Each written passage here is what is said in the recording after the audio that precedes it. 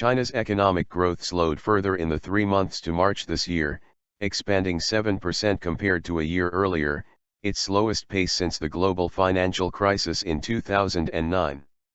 The rate was lower than the 7.3% posted for the 3 months to December.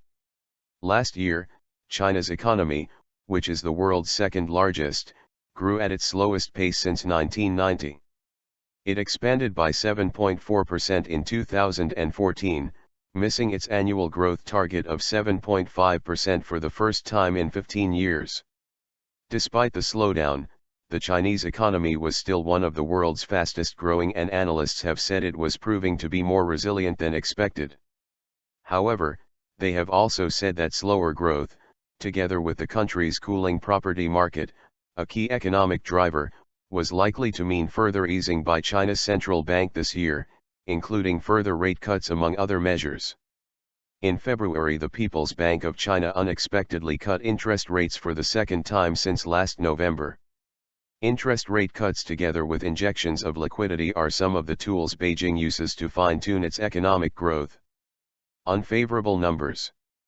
The latest growth numbers were by no means a hard landing, which some had feared, and were in line with the latest government target, analysts said. Still, it represents a slowdown from the previous read of 7.3%, Nicholas Teo from CMC Markets told the BBC, and is one of the weakest numbers reported in quite a few years. In the first 3 months of 2009, amid the financial crisis, China's economy expanded 6.6% from a year earlier. China also released industrial production, IP, figures on Wednesday, which fell to 5.9% month-on-month in March, down from forecasts for an expansion of 6.9% and the lowest since 2008. Analysts said these figures were more glaring than the growth data. Mr. Teo described the latest IP numbers as unfavorable. Together with the slower trade numbers reported earlier this week, the industrial production number may just set the tone for a quickening pace with regards further easing measures, he said. And this may come in the form of further interest rate cuts. Evan Lucas from IG Markets told the BBC the IP numbers highlighted the real issue facing China as exports declined and falls in work done were being felt across the board.